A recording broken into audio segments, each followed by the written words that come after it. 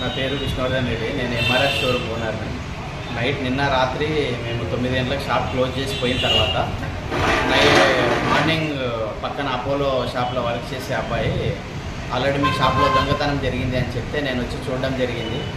నాతో పాటు పక్కల రెయిన్బో షోరూమ్ పక్కల బట్టల షాప్లో కూడా దొంగతనం జరిగింది నైట్. దాంతోపాటు వెనక ఆర్టీసీ వాళ్ళది ఆఫీస్ ఉంది, వాళ్ళది కూడా దొంగతనం జరగడం జరిగింది. నా అమౌంట్ 1,50,000 రూపాయలు దాకా నష్టం జరగడం జరిగింది. లిక్విడ్ క్యాష్ తీసుకొని వెళ్ళారు. పక్కన సేట్ రెయిన్బో షాప్లో 70,000 రూపాయలు దొంగలించడం జరిగింది. అక్కడ పక్కన ఏపీఎస్ఆర్టీసీ వాళ్ళ బుకింగ్ కౌంటర్లో 70,000 రూపాయలు నష్టం చేయడం జరిగింది. మెటీరియల్ ఏమైనా పోయింది? మెటీరియల్ అయితే ఏం పోలేదు, ఓన్లీ క్యాషే వాళ్ళు దొంగతనం చేయడం జరిగింది. బట్టల షాప్లో బట్టల షాప్లో కూడా బట్టలు ఏం ముట్టలేదు, కానీ ఏమంటే ఓన్లీ డబ్బులే వాళ్ళు తీసుకెళ్ళారు.